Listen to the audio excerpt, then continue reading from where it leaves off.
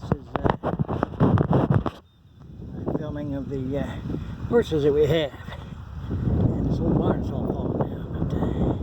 But anyway, this is a Percheron. Percherons come in lots of different colors, but she's a Percheron. And she's the biggest horse we have. And the black and white one there is another Percheron of another family. And the one behind her is the Tennessee Walker. So, anyway, this is a tour of my horses. Not my horses, my wife's horses. She loves the horses. Yeah, hello here. And,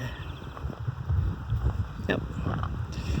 And reading about, watching videos on horses, on the behavior of the horse and their relationship with man, and how horses, being another species, but yet they like human beings, and they like, unless we scare them.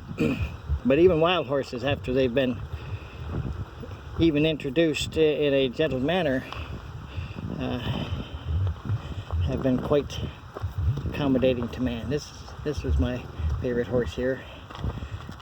She's got one glass eye, and her name is Croissant, because on the one side she's got a shape that looks like a half circle.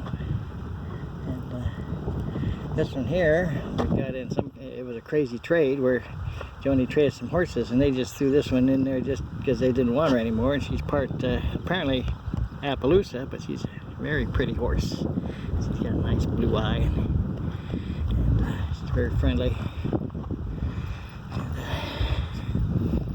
Got the whole farm menagerie here. Okay. The one coming up through the grass there is a Paso Fino, and this little black one here is a let's see what you call it. It's a I can't remember. It's a pony anyway, and they use them a lot for pulling carts and things. This one here is another frame Overo. That was Serendipity, and this is eye candy for wife. Oh, sure. Want to see your picture? Yeah, take it. Okay. This one here is the daughter of the Paso Fino, so she's part paint and part Paso Fino. And now this one down here, called Piper, but look at the goose that's on her side. Looks like a white goose. She's the oldest one. She's oh boy, she's going on, I think the wife said 30. We had her in Mountain Grove, and so between 27 and 30 thereabouts. And this is the one I fell in love with here. Her name's Jujubee. She reminds me of that horse that McLeod used to ride at Frame Overo. And anyway, I never really learned to ride. I got up her on one time on a saddle that I'd put on her, and she didn't move. I mean, she moved, but she did not buck. She actually seemed to enjoy my attention. So, so we've got, let's see, we're supposed to have a dozen of them here. 1, 2, 3, 4, 5, 7, 8, 9, and there's 3 at the barn. 10, 11, 12. Okay. Everybody's accounted for. Hello, Croissant. So this is eye candy, and it's sure, I don't know if anybody, people have been around horses, they love the smell They love the smell of horses. It smells so good. And they also make the kind of noise they make when they're grazing and chewing. And, so, anyway, this is my menagerie, or Joni's and my menagerie of horses and creatures. And, so,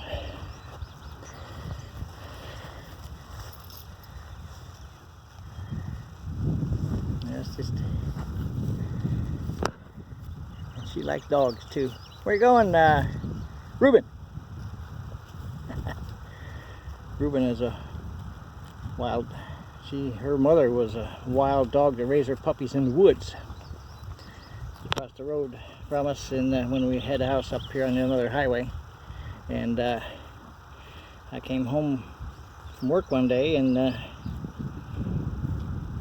heard a dog yowling. We couldn't figure out where it was, and I finally, a little puppy making a noise, and I finally followed the noise down, and that little puppy had crawled up into the feed box. It had a cover on it, and it climbed up into the feed box and was stuck in the feed box and couldn't get out. Well, I couldn't get it out of the top because the way the curved metal was. I had to pry and I had a flap in the bottom of it to keep the rain out. So anyway, I had to pull that thing apart to get that puppy out of that feed box. And that doggy, he's been by my side ever since. He's so appreciated getting rescued, because he'd been in there for who knows how long, and he was thirsty and hungry. I mean, he wasn't hungry, his food was there, but he was thirsty because he hadn't had anything to drink. Okay. Now, I had been putting a salt out in this barrel up here, and